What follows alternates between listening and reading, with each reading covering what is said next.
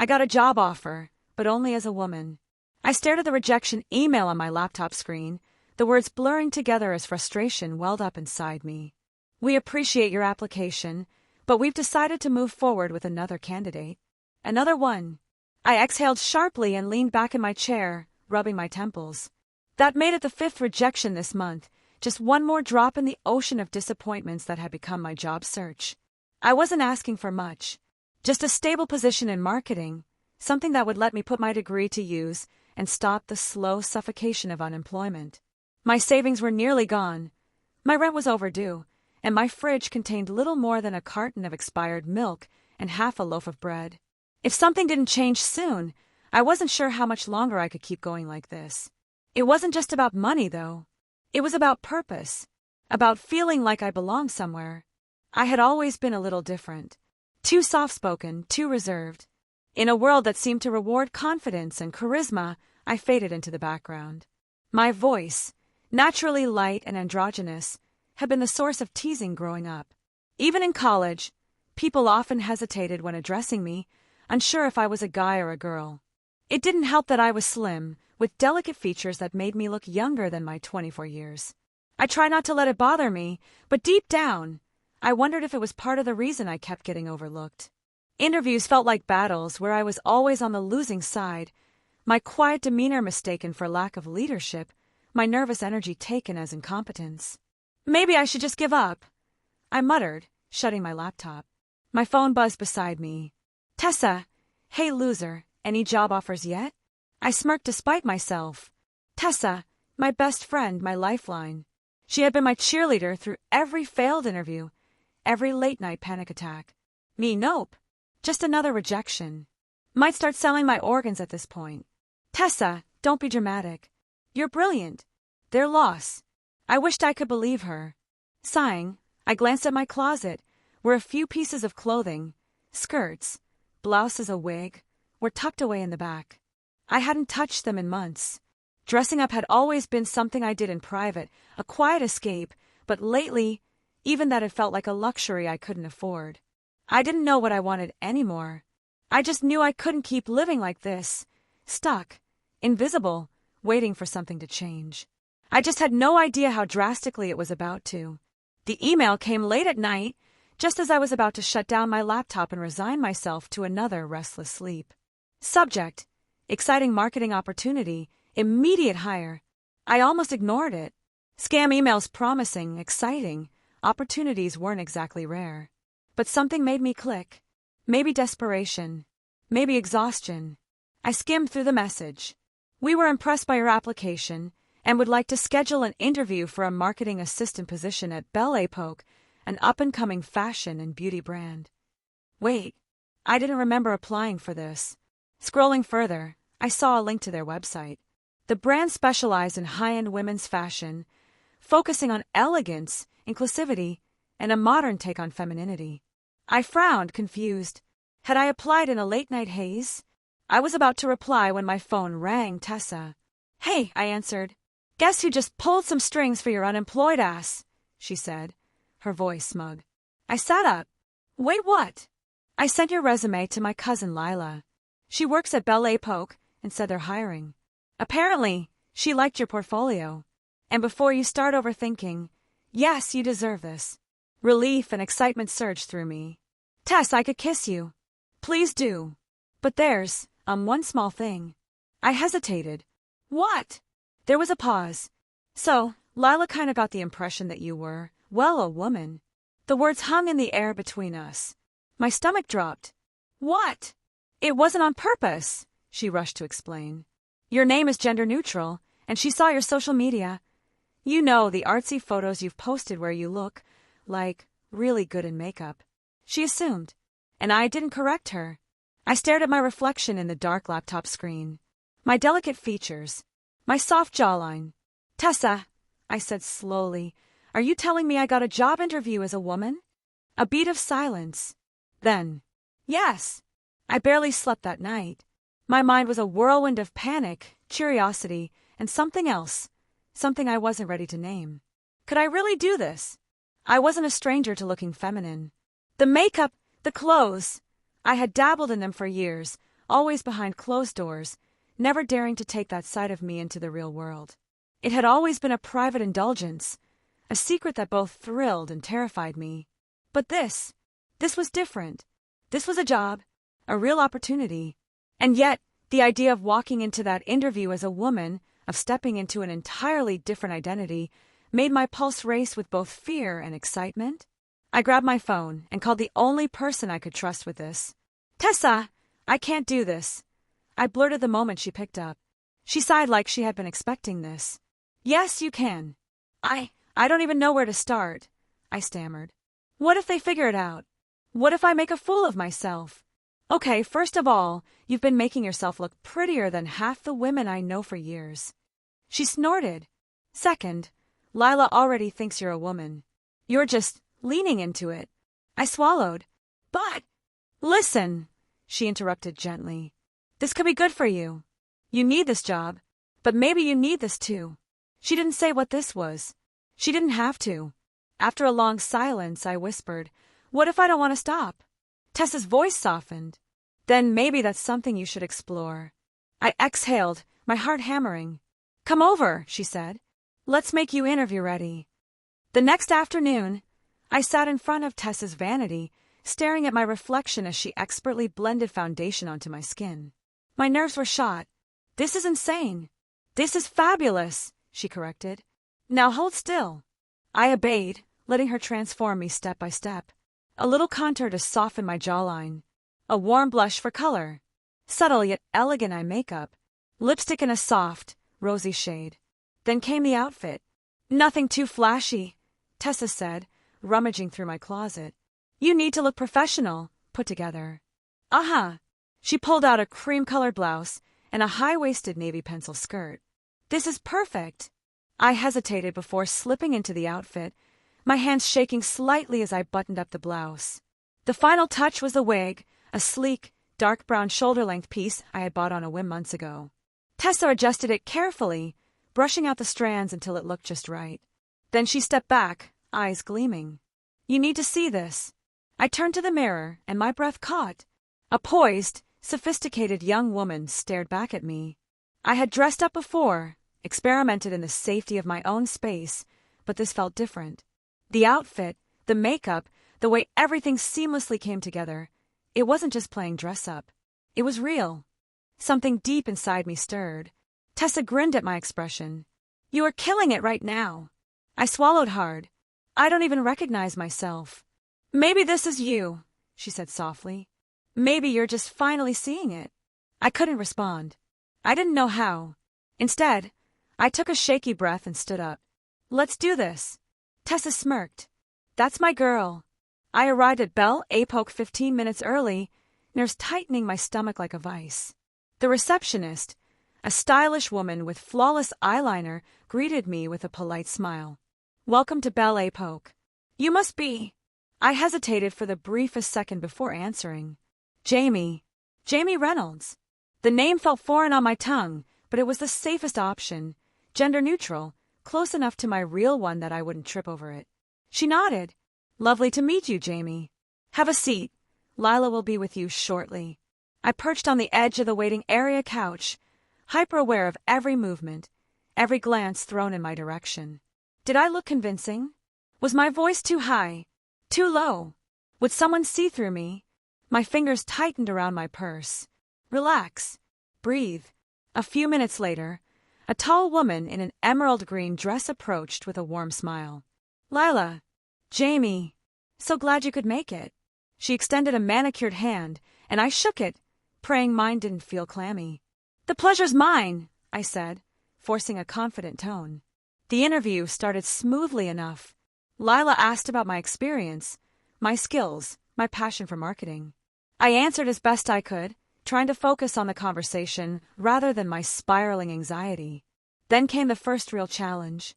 "So, tell me, Jamie, what does femininity mean to you?" My breath hitched. My mind raced for an answer. What did it mean to me? For most, it was effortless, a natural state of being. For me, it had always been a longing, something just out of reach. A secret I had never fully allowed myself to embrace. I swallowed. Femininity is about confidence, self-expression, grace. My voice was steady, but my pulse thundered. It's about finding strength and softness, power and poise. Lila beamed. Beautifully put. I exhaled silently, relieved. By the time the interview ended, I was emotionally drained, but Lila's words sent a jolt of energy through me. You have a natural elegance, Jamie, she said. I think you'd be a great fit here. I left the office in a daze. Had I really pulled it off? But the challenges didn't end there.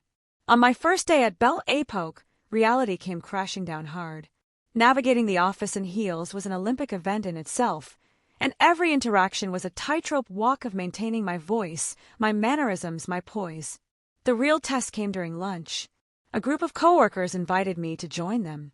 I wanted to say no, keep my head down, avoid scrutiny, but isolating myself would only make me stand out more.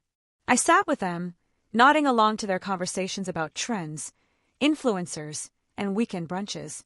Then, out of nowhere, "So, Jamie, do you have a boyfriend?" The question slammed into me like a freight train. I forced a laugh. "Oh, no, not at the moment." One of the women grinned. "That just means you have options." The others giggled, and I plastered on a smile, hoping they couldn't see the panic creeping in. Was this how women talk to each other? How long could I keep this up? By the end of the day, my feet ached, my nerves were frayed, and I collapsed onto my bed the moment I got home. I had survived, but barely. Was I really cut out for this? Before doubt could take hold, a message popped up on my phone. "Tessa, proud of you, girl. One day down, a lifetime to go." I stared at the message, something stirring deep inside me. A lifetime. The thought didn't scare me as much as it should have. The moment came unexpectedly, in the middle of an ordinary workday. I had just wrapped up a meeting with Lila and was heading back to my desk when I caught a glimpse of my reflection in the glass walls of the conference room. For a second, I didn't recognize myself.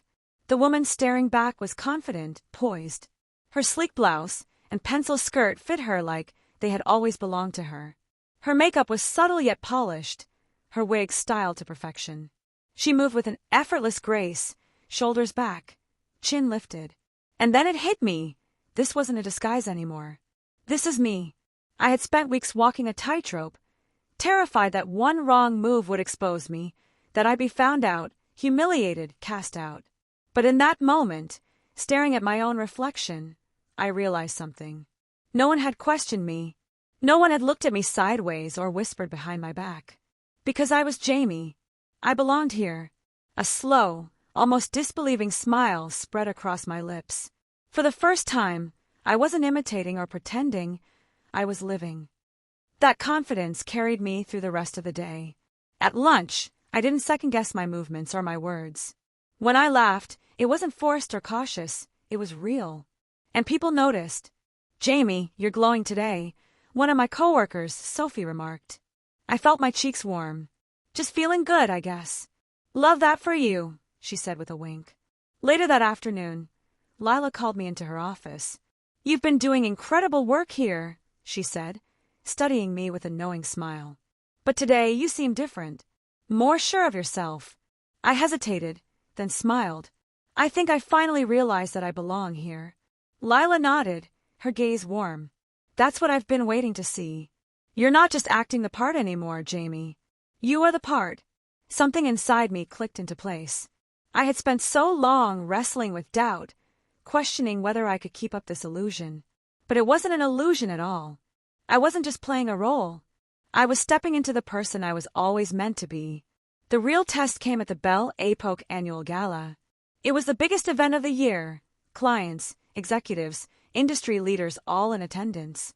Everyone at the company was expected to be there, dressed in their finest, mingling and representing the brand with grace and confidence. A month ago, the thought of attending as Jamie would have sent me into a spiral of panic. But now I was ready. I stood before my full-length mirror, adjusting the deep emerald gown that clung to my body like it had been made just for me. The slit at the thigh, the delicate straps, the way the fabric shimmered under the light. It was elegant, powerful, undeniably feminine. My makeup was flawless, a soft smoky eye that accentuated my features, lips painted a rich shade of red. My hair, styled in effortless waves, framed my face like I had never known it could. For the first time in my life, I wasn't trying to pass. I wasn't trying to convince anyone. I was simply me.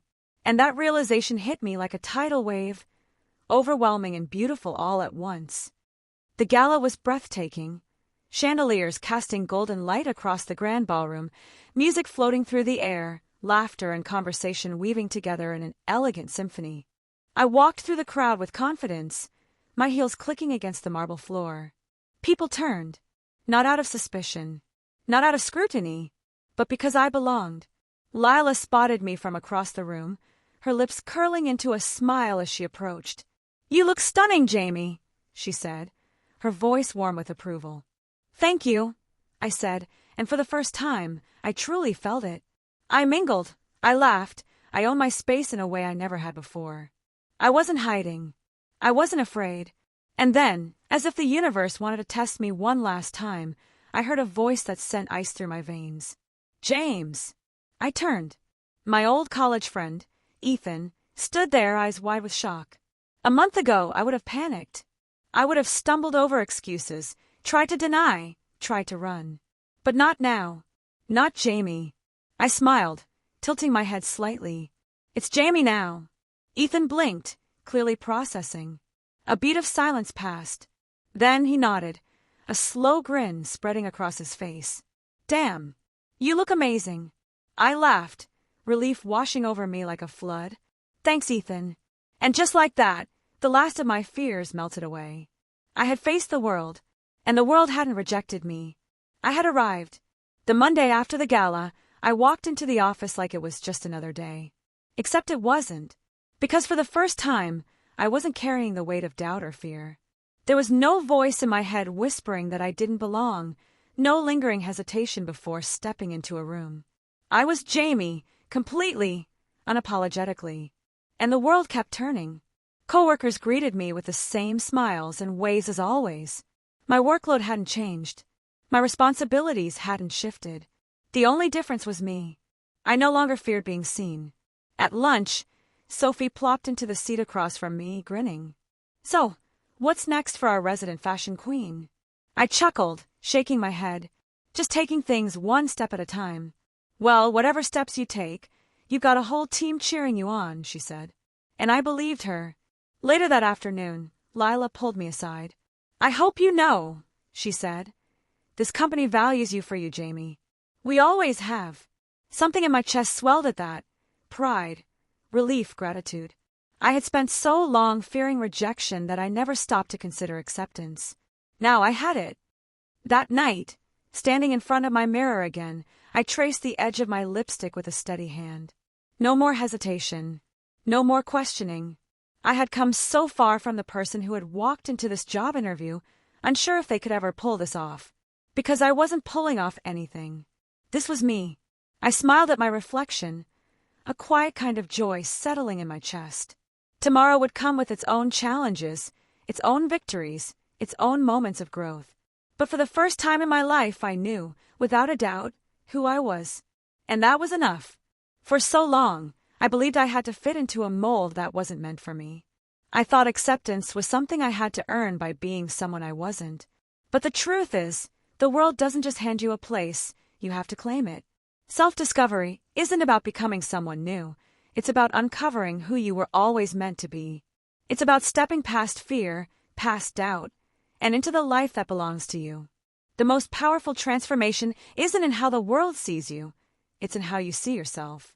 And when you finally embrace that truth, when you finally stand in your own light without apology, you'll realize something incredible. You were never pretending. You were becoming.